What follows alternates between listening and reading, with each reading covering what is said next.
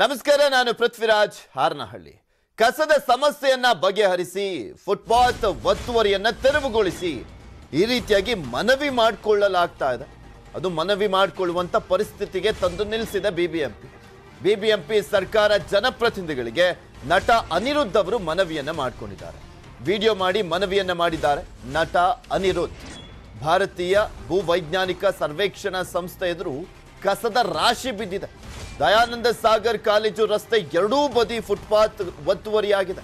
ಸ್ಥಳದಿಂದಲೇ ವಿಡಿಯೋವನ್ನ ಮಾಡಿ ಮನವಿಯನ್ನ ಮಾಡಿಕೊಂಡಿದ್ದಾರೆ ನಟ ಅನಿರುದ್ಧ್ ಅವರು.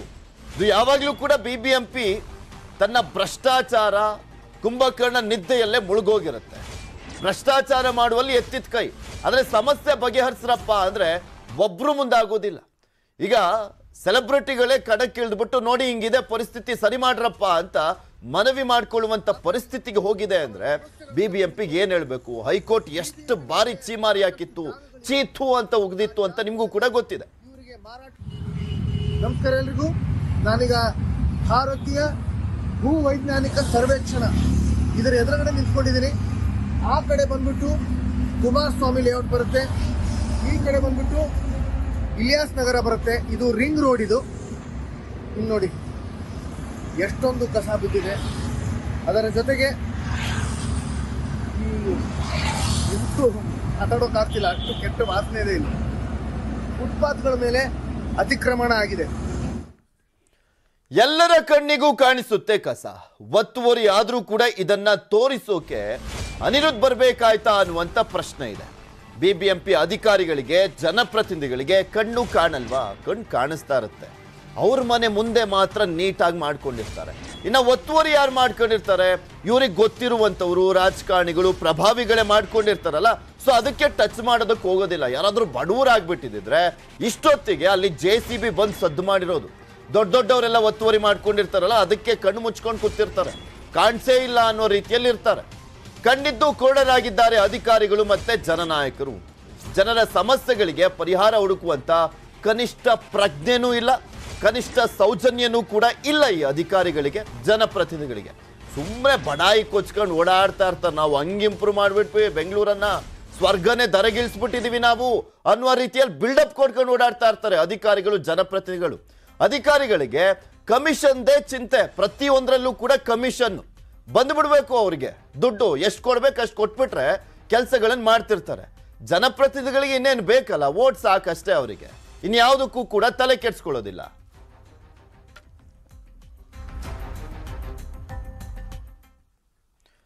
IAS ಅಧಿಕಾರಿ ರೋಹಿಣಿ ಸಿಂಧೂರಿ ವಿರುದ್ಧ IGP ಡಿ ರೂಪ ಮತ್ತೊಮ್ಮೆ ಕಿಡಿಕಾರಿದ್ದಾರೆ. ಫೇಸ್ಬುಕ್ ಪೇಜ್ನಲ್ಲಿ ರೋಹಿಣಿ ವಿರುದ್ಧ ಆರೋಪಗಳ ಸುರಿಮಳೆಗೈದಿದ್ದಾರೆ ರೂಪ ಅವರು. ಈ ಹಿಂದೆನೂ ಕೂಡ ಇದೇ ರೀತಿಯಾಗಿ ಅಸಮಾಧಾನ, ಆಕ್ರೋಶವನ್ನ ವ್ಯಕ್ತಪಡಿಸಿದ್ದು ಡಿ ರೂಪ ಅವರು. ಇದೇ ರೋಹಿಣಿ ಸಿಂಧೂರಿ ವಿರುದ್ಧ 19 ಆರೋಪಗಳ ಪಟ್ಟಿ ಮಾಡಿದ್ದಾರೆ ಡಿ ರೂಪ. IGP ಅಧಿಕಾರಿಯಾಗಿ ರಾಜಕಾರಣಿಗಳ ಜೊತೆಗೆ ಸಂಧಾನ ಯಾಕೆ? ಮಂಡ್ಯ CEO ಆದಾಗ ಏನ್ ಕೆಲಸ ಮಾಡಿದ್ದೀರಿ ನೀವು?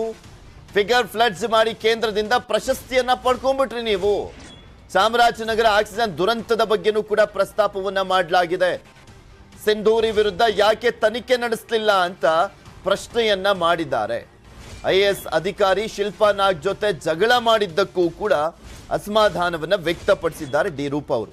ಈ ಹಿಂದೆನೂ ಕೂಡ ಇದೇ ರೀತಿಯಾಗಿ ರೋಹಿಣಿ ಸಿಂಧೂರಿ ಅವರ ವಿರುದ್ಧನೇ ಅಸಮಾಧಾನ ವ್ಯಕ್ತಪಡಿಸಿದ್ರು. ಕೋವಿಡ್ ಸಂಕಷ್ಟದಲ್ಲಿ ಈಜುಕೊಳ ನಿರ್ಮಾಣ ನೈತಿಕತೆ ಪತನ ತೋರಿಸ್ತಾ ಇದೆ ಅಂತ ಹೇಳಿದ್ರು, ಆರೋಪವನ್ನು ಮಾಡಿದ್ರು ಡಿ ರೂಪ ಅವರು.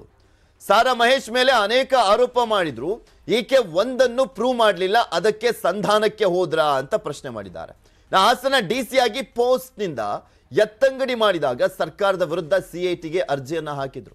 ಮೈಸೂರು DC ಆಗಿ ಹೋಗಿದ್ದ ಕನ್ನಡದ ಹುಡುಗ ಶರತ್ ಅವರನ್ನ 29 ದಿನದಲ್ಲಿ ಎತ್ತಂಗಡಿ ಮಾಡಿದ್ರು. ಕೋವಿಡ್ ನಿಂದ ಜನ ಸಾಯ್ತಾ ಇದ್ರೆ ಮಾನವೀಯತೆ ಇಲ್ಲದೆ ಸ್ವಿಮ್ಮಿಂಗ್ ಪೂಲ್ ಅನ್ನ ಕಟ್ಟಿಸ್ಕೊಂಡ್ರು. ಹೀಗೆ ಹಲವು ಆರೋಪಗಳನ್ನ ಫೇಸ್ಬುಕ್ ನಲ್ಲಿ ಪೋಸ್ಟ್ ಮಾಡಿದ್ದಾರೆ ಡಿ ರೂಪ ಅವರು. ಈಕೆ DK ರವಿ ಸಾವಿನ ಕೇಸ್ನ CBI ರಿಪೋರ್ಟ್ ನಿಂದ ಹಿಡಿದು ಹಲವು ಆರೋಪಗಳ ಬಗ್ಗೆ ಪ್ರಸ್ತಾಪವನ್ನ ಮಾಡಿರುವಂತದ್ದು ಡಿ ರೂಪ ಅವರು. ಸಾಕಷ್ಟು ವಿಚಾರಗಳಿಗೆ ಸಂಬಂಧಪಟ್ಟಂತೆ ಪ್ರಶ್ನೆಯನ್ನ ಮಾಡಿದ್ದಾರೆ. ಇದೊಂಥರ ಮುಜುಗರವನ್ನ ಸಹಜವಾಗಿ ತಂದೆ ತರುತ್ತೆ. ಯಾಕಂದ್ರೆ ಯಾರಾದರೂ ಅಧಿಕಾರಿಗಳು ಒಬ್ಬರ ಮೇಲೆ ಆರೋಪವನ್ನ ಮಾಡ್ತಾ ಇದ್ದಾರೆ ಅಂದ್ರೆ ಆ ಒಂದು ವಿಚಾರಕ್ಕೆ ಸಂಬಂಧಪಟ್ಟಂತೆ ಯಾರೋ ಒಬ್ಬ ಜನಸಾಮಾನ್ಯ ಪ್ರಶ್ನೆ ಮಾಡ್ದ ಅಂತ ಹೇಳಕ್ಕಾಗೋದಿಲ್ಲ. ಯಾಕಂದ್ರೆ ಅಧಿಕಾರಿ ಒಬ್ಬರ ಬಗ್ಗೆ ಇನ್ನೊಬ್ರು ಅಧಿಕಾರಿ ಬಗ್ಗೆ ಪ್ರಶ್ನೆಯನ್ನ ಮಾಡಬೇಕಾದ್ರೆ ಕೆಲವೊಂದು ಅಂಕಿಅಂಶಗಳನ್ನು ಇಟ್ಕೊಂಡಿರ್ತಾರೆ. ಸುಮ್ಮನೆ ಆರೋಪ ಅಂತೂ ಮಾಡ್ಲಿಕ್ಕೆ ಆಗೋದಿಲ್ಲ. ಇದು IAS ವರ್ಸಸ್ IPS ಅಧಿಕಾರಿ ಇವರು ಯಾರು IPS ಆಫೀಸರ್ ಆಗಿರುವಂಥದ್ದು ಡಿ ರೂಪಾ ಅವರು, IAS ಆಫೀಸರ್ ಇವರು ರೋಹಿಣಿ ಸಿಂಧೂರಿ ಅವರು ಮಾಡಿರುವಂಥ ಕೆಲವೊಂದು ಆರೋಪಗಳು ಅವ್ರ ಮೇಲೆ ಬಂದಿತ್ತಲ್ಲ, ಅದ್ರ ಬಗ್ಗೆ ಪ್ರಶ್ನೆಯನ್ನ ಮಾಡಿದ್ದಾರೆ. ಅಡ್ಜಸ್ಟ್ಮೆಂಟ್ ಮಾಡ್ಕೊಳ್ತಾ ಇದ್ದೀರಾ, ಸಂಧಾನ ಮಾಡ್ಕೊಳ್ತಾ ಇದ್ದೀರಾ ನೀವು ಅಂತ ಪ್ರಶ್ನೆಯನ್ನ ಮಾಡಿರುವಂಥದ್ದು ಡಿ ರೂಪಾ ಅವರಿಗೆ ರೋಹಿಣಿ ಸಿಂಧೂರಿ ಅವರು. ಇದ್ರ ಬಗ್ಗೆ ಮತ್ತಷ್ಟು ಮಾಹಿತಿಯನ್ನ ನೀಡ್ತಾರೆ ನಮ್ಮ ಪ್ರತಿನಿಧಿ ಮುನಿರಾಜು, ನಮ್ಮ ಜೊತೆ ನೇರ ಸಂಪರ್ಕದಲ್ಲಿ ಜಾಯಿನ್ ಆಗ್ತಾ ಇದ್ದಾರೆ. ಮುನಿರಾಜು, ಡಿ ರೂಪಾ ಅವರು ಈ ಮುಂಚೆನೂ ಕೂಡ ಸಾಕಷ್ಟು ಜನರ ಬಗ್ಗೆ ಇದೇ ರೀತಿಯಾಗಿ ಪ್ರಶ್ನೆಯನ್ನ ಮಾಡಿದ್ರು. ಈಗ ರೋಹಿಣಿ ಸಿಂಧೂರಿ ಅವರ ವಿಚಾರಕ್ಕೆ ಸಂಬಂಧಪಟ್ಟಂತೆ ಎರಡನೇ ಬಾರಿಗೆ ಈ ರೀತಿಯಾಗಿ ಅವರು ಪ್ರಶ್ನೆಯನ್ನ ಮಾಡ್ತಾ ಇರುವಂಥದ್ದು, ಆರೋಪವನ್ನ ಮಾಡ್ತಾ ಇದ್ದಾರೆ. ಇದು ಸಹಜವಾಗಿ ಆ ಅಧಿಕಾರಿಗೆ ಮುಜುಗರವನ್ನಂತೂ ತಂದೆ ತರುತ್ತೆ. ಯಾವ ರೀತಿಯಾದಂಥ ಆರೋಪ, ಮತ್ತೆ ರೋಹಿಣಿ ಸಿಂಧೂರಿ ಅವರ ರಿಪ್ಲೈ ಏನಾಗಿದೆ ಅಂತ ಅವ್ರೇನಾದ್ರೂ ರಿಪ್ಲೈ ಕೊಡುವಂತ ಸಾಧ್ಯತೆ ಇದೆಯಾ ಇದಕ್ಕೆ?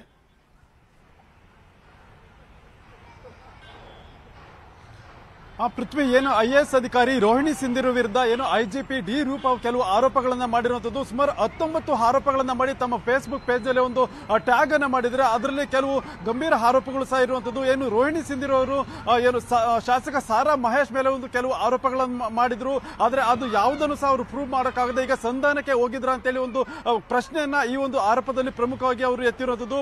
ಯಾಕಂದ್ರೆ ಇತ್ತೀಚೆಗೆ ಸಾರಾ ಮಹೇಶ್ ಮತ್ತೆ ರೋಹಿಣಿ ಸಿಂಧೂರಿ ಭೇಟಿಯಾಗಿರುವಂತಹ ಒಂದು ಫೋಟೋ ಬಂದಿತ್ತು. ಆ ಒಂದು ಫೋಟೋ ಮೂಲಕ ಇವರು ಸಂಧಾನಕ್ಕೆ ಮುಂದಾಗಿದ್ದಾರೆ ಅನ್ನೋ ಒಂದು ಪ್ರಶ್ನೆ ಸಹ ಉಂಟಾಗಿತ್ತು. ಇದೀಗ ಅದನ್ನೇ ಮುಂದಾಗಿಟ್ಕೊಂಡು ಏನು ಯಾವುದೇ ಒಂದು ಆರೋಪವನ್ನು ಸಹ ಅವರು ಪ್ರೂವ್ ಮಾಡೋಕ್ಕಾಗ್ತಾ ಇಲ್ಲ, ಅದರಿಂದ ಅವರು ಸಂಧಾನಕ್ಕೆ ಮುಂದಾಗಿದ್ದಾರೆ IAS ಅಧಿಕಾರಿ ಅಂತೇಳಿ ಒಂದು ಪ್ರಶ್ನೆಯನ್ನ ಮಾಡಿದ್ದಾರೆ. ಮತ್ತೆ ಇದೇ ರೀತಿಯಾಗಿ ಸುಮಾರು 19 ಆರೋಪಗಳನ್ನು ಅವರು ಪಟ್ಟಿ ಮಾಡಿರುವಂತದ್ದು. ಏನು ರೋಹಿಣಿ ಸಿಂಧೂರಿ ಅವರು ಹಾಸನ DC ಆಗಿ ವರ್ಗಾವಣೆಯಾದ ಬಳಿಕ CATಗೆ ಹೋಗಿದ್ರು. ನಂತರ ಏನು ಮೈಸೂರು DC ಆಗಿದ್ದ ವೇಳೆ ಒಂದು ಈಜುಕೊಳವನ್ನ ಏನು ನಿರ್ಮಾಣ ಮಾಡಿದ್ರು, ಅದಕ್ಕೆ ಸಂಬಂಧಪಟ್ಟಂತೆ ಒಂದು ಆರೋಪ. ಮತ್ತೆ ಶರತ್ IAS ಅಧಿಕಾರಿಯನ್ನು ಮೈಸೂರು DC ಆಗಿ ವರ್ಗಾವಣೆಯಾದಾಗ ಆತನ ಒಂದು ಎತ್ತಂಗಡಿ ಮಾಡಲಾಗಿತ್ತು. ಮತ್ತೆ ಚಾಮರಾಜನಗರದಲ್ಲಿ ಒಂದು ಏನು ಆಕ್ಸಿಜನ್ ಕೊರತೆಯಿಂದಾಗಿ ಸುಮಾರು 24 ಜನ ಮೃತಪಟ್ಟಾಗ ರೋಹಿಣಿ ಸಿಂಧೂರಿ ವಿರುದ್ಧ ಒಂದು ತನಿಖೆಯನ್ನೇ ನಡೆಸಿದೆ, ಆಕೆ ಪಾರಾಗಿದ್ರು ಅಂತೇಳಿ ಹೀಗೆ ಸುಮಾರು ಒಂದು 19 ಆರೋಪಗಳ ಒಂದು ಪಟ್ಟಿಯನ್ನೇ ತಮ್ಮ ಫೇಸ್ಬುಕ್ ಪೇಜ್ ನಲ್ಲಿ ಬರ್ಕೊಂಡಿದ್ದಾರೆ. ಅವುಗಳ ಬಗ್ಗೆ ಏನ್ ಹೇಳ್ತಾರೆ, ಮತ್ತೆ ಇವುಗಳಿಗೂ ಸಹ ಒಂದು ಸಂಧಾನಕ್ಕೆ ಹೋಗ್ತಾರೆ ಅನ್ನೋ ಒಂದು ಪ್ರಶ್ನೆಯನ್ನು ಸಹ ಇದೇ ವೇಳೆ ಅವರು ಮಾಡಿರೋದು. ಮತ್ತೆ ರೂಪಾ ಮತ್ತೆ ಏನು IAS ಅಧಿಕಾರಿ ರೋಹಿಣಿ ಸಿಂಧೂರಿ ವಿರುದ್ಧ ನಡುವೆ ಸಾಕಷ್ಟು ಜಟಾಪಟಿ ಆಗಿರುತ್ತದೆ. ಮತ್ತೆ ಅಂದ್ರೆ ಇದು ಈಗ ಫೇಸ್ಬುಕ್ ನಲ್ಲೂ ಸಹ ನಡೀತಾ ಇರುತ್ತದೆ. ಇದಕ್ಕೆ ರೋಹಿಣಿ ಸಿಂಧೂರಿ ಅವರು ಯಾವ ರೀತಿ ಉತ್ತರ ಕೊಡ್ತಾರೆ, ಮತ್ತೆ ಯಾವ ರೀತಿ ಅದಕ್ಕೆ ಸ್ಪಷ್ಟನೆ ಕೊಡ್ತಾರೆ ಅನ್ನೋದು ಸಹ ಈಗ ಒಂದು ಪ್ರಶ್ನೆಯಾಗಿ ಉಳ್ಕೊಂಡಿರುತ್ತದೆ. ಮುನಿರಾಜು, ಇದೇ ರೀತಿಯಾಗಿ ಹಿಂದೆನೂ ಕೂಡ ಒಂದು 2 ವರ್ಷದ ಹಿಂದೆ ಪ್ರಶ್ನೆಯನ್ನ ಮಾಡಿದ್ರು. ಆ ಸಂದರ್ಭದಲ್ಲೂ ಕೂಡ ರೋಹಿಣಿ ಸಿಂಧೂರಿ ಅವರ ಉತ್ತರ ಇರಲಿಲ್ಲ.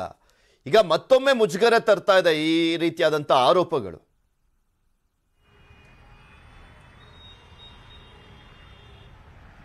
ಖಂಡಿತ ಪೃಥ್ವಿ, ಯಾಕಂದ್ರೆ ಈ ಹಿಂದೆ ಕೂಡ ಸಾಕಷ್ಟು ಆರೋಪಗಳನ್ನ ಮಾಡಿದ್ರು, ಆದ್ರೆ ಅದಕ್ಕೆ ಯಾವುದೇ ಸ್ಪಷ್ಟನೆ ಕೊಡೋದಕ್ಕೆ ಇನ್ನೂ ಸಹ ಸಾಧ್ಯ ಆಗಿರಲಿಲ್ಲ. ಆದ್ರೆ ಈಗ ಮತ್ತೆ ಏನು 19 ಪ್ರಶ್ನೆಗಳನ್ನ ಇಟ್ಟು ಅವರೊಂದು ಈ ಒಂದು ಫೇಸ್ಬುಕ್ ನಲ್ಲಿ ಬರ್ಕೊಂಡಿದ್ದಾರೆ. ಇದಕ್ಕೆ ಯಾವ ರೀತಿಯಾಗಿ IAS ಅಧಿಕಾರಿ ಅವರು ಉತ್ತರ ಕೊಡ್ತಾರೆ ಅನ್ನೋದು ಈಗ ಪ್ರಶ್ನೆಯಾಗಿ ಕಾಡ್ತಾ ಇರೋದು. ಮತ್ತೆ ಈಗಾಗಲೇ ಸಾಕಷ್ಟು ಆರೋಪಗಳನ್ನ ರೂಪಾ ಅವರೇ ಮಾಡಿದ್ದಾರೆ. ಮತ್ತೆ ಅದಕ್ಕೆ ಸಂಬಂಧಪಟ್ಟಂತ ಕೆಲವು ಪೂರಕ ಸಾಕ್ಷ್ಯಗಳು ಸಹ ಇದೆ ಅಂತೇಳಿ ಒಂದು ಮೆನ್ಷನ್ ಅನ್ನು ಮಾಡಿರುವಂತದ್ದು. ಅದು DK ರವಿ ಸಾವಿನಿಂದ ಹಿಡಿದು ಮತ್ತೆ ಬೇರೆ ಬೇರೆ ಏನು ರೋಹಿಣಿ ಸಿಂಧೂರಿ ವಿರುದ್ಧ ಒಂದು ಆರೋಪಗಳು ಕೇಳಿ ಬಂದಿತ್ತು. ಅದಕ್ಕೆ ಸಂಬಂಧಪಟ್ಟಂತೆ ಒಂದು ಪ್ರತಿಯೊಂದು ವಿಚಾರವನ್ನು ಸಹ ಅವರು ಫೇಸ್ಬುಕ್ ನಲ್ಲಿ ಒಂದು ಪಾಯಿಂಟ್ ವೈಸ್ ಪಾಯಿಂಟ್ ಅವರು ಬರ್ದಿರೋದನ್ನ ನಾವು ನೋಡಬಹುದು. ಮುನಿರಾಜು, ಒಬ್ಬ ಅಧಿಕಾರಿ ಮೇಲೆ ಯಾರಾದ್ರೂ ರಾಜಕಾರಣಿನೋ ಅಥವಾ ಜನಸಾಮಾನ್ಯನೋ ಪ್ರಶ್ನೆ ಮಾಡಿದಂತ ಸಂದರ್ಭದಲ್ಲೇ ಸುಮ್ಮನೆ ಯಾರು ಆರೋಪ ಮಾಡ್ಕೊಂಡು ಹೋಗ್ತಾರೆ, ಸುಮ್ಮನೆ ಅವ್ರ ಮೇಲೆ ಇಲ್ಲ ಸಲ್ಲದ ಆರೋಪ ಮಾಡ್ತಾರೆ, ಇದಕ್ಕೆ ಯಾವುದು ಆಧಾರ ಪುರಾವೆಗಳು ಇರೋದಿಲ್ಲ ಅಂತ ಹೇಳ್ಬಿಡ್ಬೋದು. ಆದ್ರೆ ಅಧಿಕಾರಿ ಒಬ್ರು ಇನ್ನೊಬ್ರು ಅಧಿಕಾರಿ ಮೇಲೆ ಆರೋಪ ಮಾಡಿದಂತ ಸಂದರ್ಭದಲ್ಲಿ ಸರ್ಕಾರನೂ ಕೂಡ ಎಚ್ಚೆತ್ಕೊಳ್ಬೇಕಾಗತ್ತೆ. ಮತ್ತು ಒಂದ್ ಕಡೆ ಇದಕ್ಕೆ ಉತ್ತರಿಸುವಂತಹ ಒಂದು ಕೆಲಸವನ್ನು ಕೂಡ ಅಧಿಕಾರಿ ಮಾಡಬೇಕಾಗತ್ತೆ. ಇದೆರಡೂ ಕಡೆಯಿಂದಲೂ ಕೂಡ ಯಾವ ರೀತಿಯಾದಂತ ಒಂದು ಪ್ರತಿಕ್ರಿಯೆ ಬರಬಹುದು ಅಂತ ಅನ್ಸುತ್ತೆ ಅಂತ.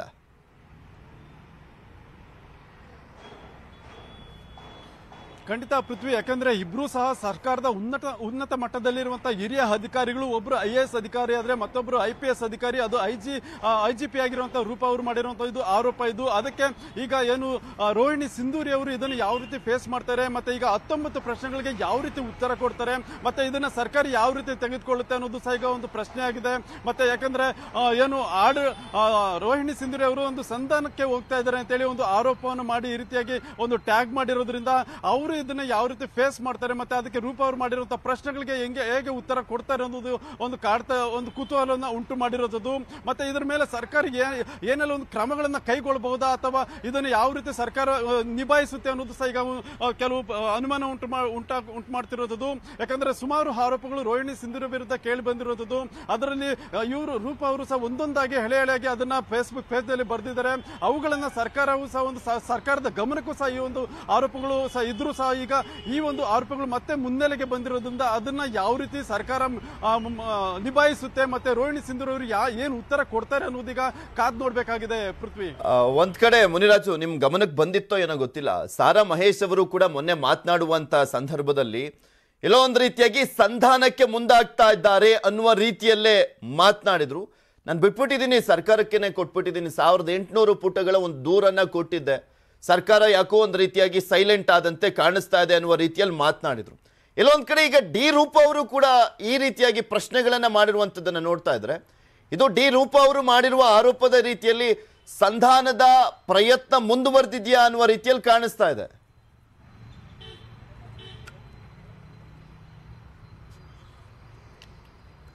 ಇರಬಹುದು ಪೃಥ್ವಿ, ಯಾಕಂದ್ರೆ ಇದು ಏನು ರೋಹಿಣಿ ಸಿಂಧೂರಿ ಅವರ ಮೇಲೆ ಬಂದಿರುವಂತಹ ಒಂದು ಆರೋಪಗಳ ಕುರಿತಂತೆ ಇದು ಒಂದು ಸಂಧಾನದ ಪ್ರಕ್ರಿಯೆ ಇರಬಹುದಾ ಅನ್ನೋ ಒಂದು ಅನುಮಾನ ಉಂಟಾಗುತ್ತೆ. ಆದ್ರೆ ಅವರು ಮಾಡಿರುವಂತಹ ಸಾಕಷ್ಟು ಆರೋಪಗಳಿಗೆ ಅವರು ಉತ್ತರವನ್ನು ಸಹ ಕೊಡಬೇಕಾಗುತ್ತೆ. ಯಾಕಂದ್ರೆ ಅವರು ಸರ್ಕಾರದ ಮಟ್ಟದಲ್ಲಿ ಒಂದು ಉನ್ನತ ಹುದ್ದೆಯಲ್ಲಿರುವಂತಹ ಅಧಿಕಾರಿ ಅವರು. ಮತ್ತೆ ಅದರಿಂದ ಈ ಒಂದು ಆರೋಪಗಳಿಗೆ ಅವರು ಯಾವ ರೀತಿ ಒಂದು ಸ್ಪಷ್ಟನೆ ಕೊಡ್ತಾರೆ, ಮತ್ತೆ ಇದರಿಂದ ಹೇಗೆ ಹೊರಗಡೆ ಬರ್ತಾರೆ ಅನ್ನೋದು ಸಹ ಈಗ ಒಂದು ಕುತೂಹಲಕ್ಕೆ ಒಂದು ಪ್ರಶ್ನೆ ಇರುವಂತದ್ದು. ಅದರಿಂದ ರೋಹಿಣಿ ಸಿಂಧೂರಿ ಅವರು ರೂಪ ಅವರು ಮಾಡಿರುವಂತಹ ಒಂದು ಪ್ರಶ್ನೆ ಮತ್ತೆ ಆರೋಪಗಳನ್ನು ಯಾವ ರೀತಿ ಸ್ವೀಕಾರ ಮಾಡಿ ಅದಕ್ಕೆ ಏನು ಉತ್ತರ ಕೊಡ್ತಾರೆ ಅನ್ನೋದು ಕಾದ್ ನೋಡ್ಬೇಕಾಗಿದೆ. ಓಕೆ, ಹಾಗೆ ಮುನಿರಾಜು ಮತ್ತಷ್ಟು ಮಾಹಿತಿಯನ್ನ ಪಡ್ಕೊಳ್ತೀನಿ. ಕೆಲ IAS ಅಧಿಕಾರಿಗಳಿಗೆ ಖಾಸಗಿ ಫೋಟೋವನ್ನ ಕಳಿಸಿದ್ದಾರೆ ಅನ್ನುವಂತ ಒಂದು ದೊಡ್ಡ ಆರೋಪವನ್ನ ಮಾಡಲಾಗ್ತದೆ. ನಾಟ್ ಸೋ ಡೀಸೆಂಟ್ ಫೋಟೋವನ್ನ ಕಳಿಸಿದ್ದಾರೆ. ರೋಹಿಣಿ ವಿರುದ್ಧ ಡಿ ರೂಪ ಸ್ಫೋಟಕ ಆರೋಪವನ್ನ ಮಾಡ್ತಾ ಇರುವಂತದ್ದು. ನಾಟ್ ಸೋ ಡೀಸೆಂಟ್ ಯಾವ ಅರ್ಥದಲ್ಲಿ ಹೇಳಿದ್ದಾರೋ ಡಿ ರೂಪ ಅವರು ಸ್ಫೋಟಕ ಆರೋಪವನ್ನ ಮಾಡ್ತಾ ಇದ್ದಾರೆ. ಕೆಲವು ಅಧಿಕಾರಿಗಳನ್ನ ಉತ್ತೇಜಿಸಿದ್ದಾಳೆ. ಆ ಖಾಸಗಿ ಫೋಟೋಗಳು ನನಗೆ ಸಿಕ್ಕಿವೆ. ರೋಹಿಣಿ ವಿರುದ್ಧ ಡಿ ರೂಪ ಅವರು ಸ್ಫೋಟಕ ಆರೋಪ ಇದು ಇನ್ನಷ್ಟು ಮುಜುಗರವನ್ನ ತಂದಿಡುತ್ತೆ. ಇದಕ್ಕೆ ಪ್ರತಿಕ್ರಿಯೆ ಬರದೇ ಹೋದರೆ ಮೌನವಾಗಿದ್ದಂತಹ ಸಂದರ್ಭದಲ್ಲಿ ಮತ್ತಷ್ಟು ಮುಜುಗರವನ್ನ ಅನುಭವಿಸಬೇಕಾಗತ್ತೆ. ಈಗ ನಾಟ್ ಸೋ ಡೀಸೆಂಟ್ ಅಂತ ಬಂದಂತ ಸಂದರ್ಭದಲ್ಲಿ ಮಾನನಷ್ಟ ಅನ್ನೋದು ಕೂಡ ಆಗ್ಬಿಡುತ್ತೆ. ಈ ವಿಚಾರದಲ್ಲಿ ನಾವು ನೋಡೋದಾದ್ರೆ ಇದ್ರ ಬಗ್ಗೆ ಮತ್ತಷ್ಟು ಮಾಹಿತಿಯನ್ನ ನೀಡ್ತಾರೆ ನಮ್ಮ ಪ್ರತಿನಿಧಿ ಮುನಿರಾಜು, ನೇರ ಸಂಪರ್ಕದಲ್ಲೇ ಇದ್ದಾರೆ. ಮುನಿರಾಜು, ಇಲ್ಲಿ ಆರೋಪ ಕೆಲ IAS ಅಧಿಕಾರಿಗಳಿಗೆ ಖಾಸಗಿ ಫೋಟೋವನ್ನ ಕಳಿಸಿದ್ದಾರೆ. ನಾಟ್ ಸೋ ಡೀಸೆಂಟ್ ಕೆಲವು ಅಧಿಕಾರಿಗಳನ್ನ ಉತ್ತೇಜಿಸಿದ್ದಾರೆ. ಆ ಖಾಸಗಿ ಫೋಟೋಗಳು ಕೂಡ ನನಗೆ ಸಿಕ್ಕಿವೆ ಅಂತ ಹೇಳ್ತಾರೆ. ಅಂದ್ರೆ ಇದು ಅಕಸ್ಮಾತ್ ಅವ್ರ ಹತ್ರ ಯಾವುದೇ ದಾಖಲೆ ಇಲ್ಲ ಅಂತ ಬಂದಂತ ಸಂದರ್ಭದಲ್ಲೂ ಕೂಡ ನಾವು ನೋಡೋದಾದ್ರೆ ರೋಹಿಣಿ ಸಿಂಧೂರಿ ಅವರ ಮಾನನಷ್ಟದ ಒಂದು ಉಲ್ಲೇಖ ಆದಂತೆನೂ ಕೂಡ ಆಗುತ್ತೆ. ಸೊ ಇದು ಇಬ್ಬರ ನಡುವಿನ ವೈಯಕ್ತಿಕ ಒಂದು ದ್ವೇಷಕ್ಕೆ ಜಿದ್ದಾಜಿದ್ದಿಗೆ ತಿರ್ಕೊಂಡ್ಬಿಡುತ್ತಾ ಅಂತ ಇದು.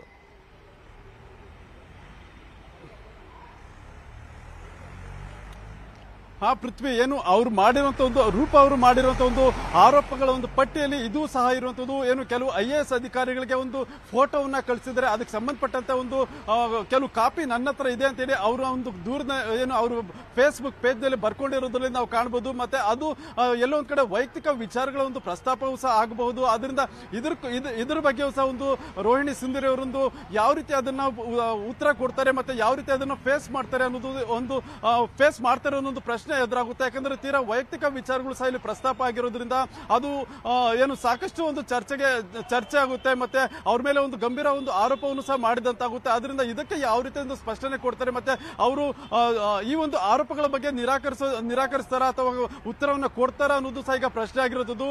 ಇದನ್ನ ಮುಂದಿನ ದಿನಗಳಲ್ಲಿ ಏನು ರೋಹಿಣಿ ಸಿಂಧೂರಿ ಅವರು ಹೇಗೆ ರೂಪ ಅವರಿಗೆ ಪ್ರಶ್ನೆಗಳಿಗೆ ಉತ್ತರ ಕೊಡ್ತಾರೆ ಅನ್ನೋದು ನೋಡ್ಬೇಕಾಗಿದೆ. ಪೃಥ್ವಿ, ಓಕೆ, ಥ್ಯಾಂಕ್ ಯು ಮುನಿರಾಜು ನಿಮ್ಮೆಲ್ಲ ಮಾಹಿತಿಗಾಗಿ.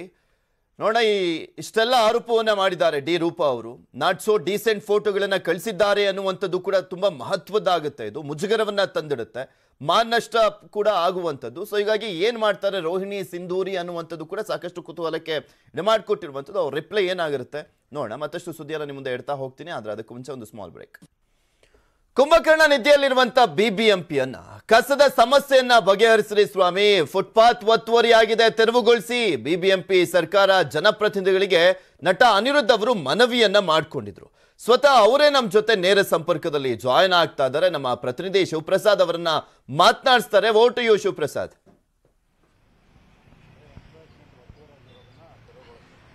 ಪೃಥ್ವಿರಾಜ್, ಏನಂದ್ರೆ ನಟ ಅನಿರುದ್ಧ್ ಅವರು ಆಗಾಗ ಜನರ ಸಮಸ್ಯೆಗಳ ಕುರಿತಾಗಿ ಧ್ವನಿ ಎತ್ತುತ್ತಿರ್ತಾರೆ. ಅದೇ ರೀತಿಯಾಗಿ ಇವತ್ತು ಕೂಡ ಒಂದು ಏನಂದ್ರೆ ಪುನೀತ್ ರಾಜ್ಕುಮಾರ್ ಅಂತ ಏನು ಹೆಸರನ್ನ ಇಡಲಾಗಿದೆ ರಿಂಗ್ ರೋಡ್ಗೆ, ಆ ಒಂದು ರಿಂಗ್ ರೋಡ್ ನಲ್ಲಿ ಇರುವಂತಹ ಸಮಸ್ಯೆ ಬಗ್ಗೆ ಧ್ವನಿ ಎತ್ತಿದ್ರು. ಈ ಬಗ್ಗೆ ನ್ಯೂಸ್ 18 ಕೂಡ ವರದಿ ಪ್ರಸಾರ ಮಾಡ್ತು. ಈಗ ಖುದ್ದು ಅನಿರುದ್ಧ್ ಅವರೇ ನ್ಯೂಸ್ 18 ಜೊತೆ ಇದ್ದಾರೆ. ಇಲ್ಲಿನ ಸಮಸ್ಯೆಯ ಬಗ್ಗೆ ಅವರೇ ನ್ಯೂಸ್ 18ಗೆ ಜನರಿಗೆ ಒಂದು ವಿವರಣೆ ಕೊಡ್ತಾರೆ. ಸರ್ ನಮಸ್ತೆ ಎಲ್ರಿಗೂ. ಇದು ಕರ್ನಾಟಕ ರತ್ನ ಡಾಕ್ಟರ್ ಪುನೀತ್ ರಾಜ್ಕುಮಾರ್ ರಸ್ತೆ. ತುಂಬ ಹೆಮ್ಮೆಯಿಂದ, ಅಭಿಮಾನದಿಂದ, ಗೌರವದಿಂದ, ಪ್ರೀತಿಯಿಂದ ಈ ಒಂದು ರಸ್ತೆಗೆ, ಸುಮಾರು 12 ಕಿಲೋಮೀಟರ್ ಉದ್ದದ ರಸ್ತೆಗೆ ಈ ಒಂದು ಹೆಸರನ್ನು ಇಟ್ಟಿದ್ದಾರೆ. ಆದರೆ ಇವತ್ತು ಈ ಪರಿಸ್ಥಿತಿ ನೋಡಿದ್ರೆ, ಇಲ್ಲಿ ಸಮಸ್ಯೆಗಳನ್ನು ನೋಡಿದ್ರೆ, ಈ ಒಂದು ಹೆಸರಿಗೆ ನಾವು ಸಲ್ಲಿಸಬೇಕಾದಂಥ ಗೌರವ ಸಲ್ಲಿಸ್ತಾ ಇದ್ದೀವ ಅನ್ನೋದೇ ಒಂದು ದೊಡ್ಡ ಪ್ರಶ್ನೆ. ಈ ಒಂದು ಸಾರ್ವಜನಿಕ ಶೌಚಾಲಯ ತಾವು ಗಮನಿಸಿದ್ರೆ ಇದು ಯಾವಾಗಲೂ ಬಂದಿರುತ್ತಿದ್ದು. ಎರಡನೇದಾಗಿ ಇದು ಸರಿಯಾಗಿ ನಿರ್ವಹಣೆ ಕೂಡ ಆಗಲ್ಲ. ನಮ್ಮ ದೇಶದ ಬಾವುಟ ಇಲ್ಲಿ ನೋಡಿ,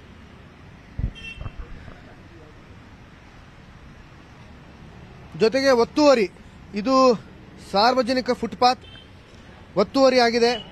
ಕೇವಲ ಇಲ್ಲಿ ಮಾತ್ರ ಅಲ್ಲ, ದಾರಿ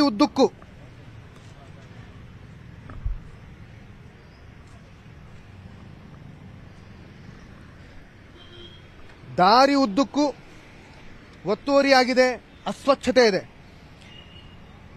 ನಿನ್ನೆ ನಾನು ನನ್ನ ಸಾಮಾಜಿಕ ಜಾಲತಾಣಗಳಲ್ಲಿ ಇಲ್ಲಿ ಇರ್ತಕ್ಕಂಥ ಕಸ ಅದರದ್ದು ಒಂದು ವಿಡಿಯೋ ಮಾಡಿ ಹಾಕಿದ್ದೆ. ಅಧಿಕಾರಿಗಳು ತಕ್ಷಣ ಸ್ಪಂದಿಸಿದ್ದಾರೆ, ಇದನ್ನು ಸ್ವಚ್ಛಗೊಳಿಸಿದ್ದಾರೆ. ಆದರೆ ಇದು ಈ ಸಮಸ್ಯೆ ಆಗಾಗ ಇಲ್ಲಿ ಬರ್ತಾನೆ ಇರುತ್ತೆ. ಇದು ಶಾಶ್ವತವಾಗಿ ಇದಕ್ಕೆ ಒಂದು ಪರಿಹಾರ ಸಿಗಬೇಕು. ಇಲ್ಲಿ ತಾವು ಗಮನಿಸಿದ್ರೆ ಇದು ಭಾರತೀಯ ಭೂ ವೈಜ್ಞಾನಿಕ ಸರ್ವೇಕ್ಷಣಾ ಕಟ್ಟಡ ಇದೆ. ಈ ಒಂದು ಸಂಸ್ಥೆಯ ಮುಂದೆ, ಅದರ ಎದುರುಗಡೆ, ಆ ಥರದ ಒಂದು ಪ್ರತಿಷ್ಠಿತವಾದಂಥ ಒಂದು ಕಚೇರಿಯ ಎದುರುಗಡೆ ಈ ಥರದ ಒಂದು ಅಸ್ವಚ್ಛತೆ ತಾವು ಗಮನಿಸಿದ್ರೆ ನೋಡ್ಬೋದು. ಅಲ್ಲಿ ನೋಡಿ. ಜೊತೆಗೆ ಇಲ್ಲಿ ವಿಡಿಯೋ ಮಾಡೋದೇನಿದೆ ಅಲ್ಲ, ಅದು ತುಂಬಾನೇ ಕಷ್ಟ. ಅಷ್ಟು ವಾಸನೆ ಬರ್ತಿದೆ ಇಲ್ಲಿ ನೋಡಿ, ಇಲ್ಲಿ ಗಮನಿಸಿ, ಇಲ್ಲಿ ನೋಡಿ, ಇಲ್ಲಿ ಕೆಳಗಡೆನೂ ತೋರಿಸಿ.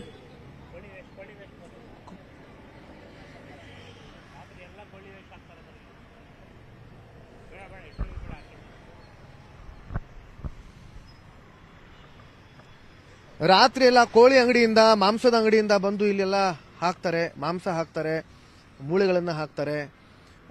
ದಯವಿಟ್ಟು ಅದರತ್ತ ಗಮನ ಹರಿಸಬೇಕು. ಇಲ್ಲಿ ನೋಡಿ, ಇಲ್ಲಿ ಒತ್ತುವರಿ ಆಗಿದೆ. ಬನ್ನಿ, ಬರ್ತಾ ಇರಿ. ಈ ಸಮಸ್ಯೆ ಎಷ್ಟೋ ವರ್ಷಗಳಿಂದ ಇದು ಹೀಗೆ ಇದೆ. ನನಗನ್ಸೋ ಮಟ್ಟಿಗೆ ನಮ್ಮ ಪ್ರತಿನಿಧಿಗಳಿಗೆ ಎಲ್ಲೋ ಒಂದ್ ಕಡೆ ಆತಂಕ ಇದೆ. ಯಾಕಂತಂದ್ರೆ ಇವರೆಲ್ಲರೂ ಮತದಾರರು, ಎಲ್ಲೋ ಇವರು ಬೇಜಾರು ಮಾಡ್ಕೋಬಹುದು ಅನ್ನೋ ಒಂದು ಆತಂಕ ಇರಬಹುದು, ಏನೋ ಗೊತ್ತಿಲ್ಲ ನನಗೆ. ಆದರೆ ನಾನೇನು ಅನ್ಕೊಳ್ತಿದ್ದೀನಿ ಅಂತಂದ್ರೆ, ಪ್ರತಿನಿಧಿಗಳು, ನಮ್ಮ ಅಧಿಕಾರಿಗಳು ಇವ್ರ ಜೊತೆಯಲ್ಲಿ ಬಂದು ಚರ್ಚೆ ಮಾಡಿ ಮಾತಾಡಿ ಇವ್ರ ಸಮಸ್ಯೆಯನ್ನ ತಿಳ್ಕೊಂಡು ಅದನ್ನ ಬಗೆಹರಿಸೋ ಒಂದು ಪ್ರಯತ್ನ ಆಗಬೇಕು, ಒಂದು ಸಕಾರಾತ್ಮಕ ಪ್ರಯತ್ನ ಒಂದು ಆಗಬೇಕು. BBMP ಅವ್ರದ್ದು ಸಾಕಷ್ಟು ಜಾಗಗಳಿವೆ. ಆ ಜಾಗಗಳಲ್ಲಿ ಇವರಿಗೆ ಬೇಕಾದ್ರೆ ಅವಕಾಶ ಮಾಡಿಕೊಡಬಹುದು, ಇವ್ರುಗಳಿಗೆ ಅಂಗಡಿಗಳನ್ನ ಹಾಕೋದಕ್ಕೆ ಅವಕಾಶ ಮಾಡಿಕೊಡಬಹುದು, ಇವರಿಂದ ಒಂದಿಷ್ಟು ಬಾಡಿಗೆ ಕೂಡ BBMPನವರು ತಗೋಬಹುದು. ಆದ್ರೆ ಓಕೆ, ನೋಡಿದ್ರಲ್ಲ ಎಷ್ಟು ನೀಟಾಗಿ ಹೇಳ್ತಾ ಇದ್ರು ಅನಿರುದ್ಧ ಅವರು ಯಾವ ರೀತಿಯಾಗಿದೆ ಪರಿಸ್ಥಿತಿ ಅಂತ. ಸುಮ್ಮನೆ ಹೆಸರನ್ನ ಇಟ್ಬಿಟ್ಟು ರೋಡ್ಗಳಿಗೆ ಬಿಲ್ಡಪ್ ತಗೊಳ್ಳೋದಲ್ಲ, ದೊಡ್ಡ ದೊಡ್ಡ ಸಮಾರಂಭವನ್ನ ಮಾಡಿಬಿಟ್ಟು ಅಷ್ಟು ನೀಟಾಗಿ ಆ ರೋಡಲ್ಲಿ ಯಾವ್ಯಾವೆಲ್ಲ ಸಮಸ್ಯೆಗಳಿದಾವೆ ಅದನ್ನು ಕೂಡ ಬಗೆಹರಿಸ್ಬಿಟ್ಟು ಆ ಹೆಸರಿಗೊಂದು ಘನತೆಗೊಂದು ಹೆಸರು ಬರುವ ರೀತಿಯಲ್ಲಿ ಮಾಡಬೇಕಾದಂಥ ಜವಾಬ್ದಾರಿ ಸರ್ಕಾರಕ್ಕಿರುತ್ತೆ. ಅದನ್ನ ಮರ್ತು ಬಿಟ್ಟಿದೆ ಸರ್ಕಾರ ಅಷ್ಟೇ. ಇದರಲ್ಲಿ ಸ್ಪಷ್ಟವಾಗಿ ಗೊತ್ತಾಗ್ತಾ ಇದೆ. ಇವೆಷ್ಟು ಈ ಕ್ಷಣದವರೆಗಿನ ಸುದ್ದಿ. ನೋಡ್ತಾ ಇರಿ News 18, ಜಾಲ ನಮ್ಮದು, ಬಲ ನಿಮ್ಮದು.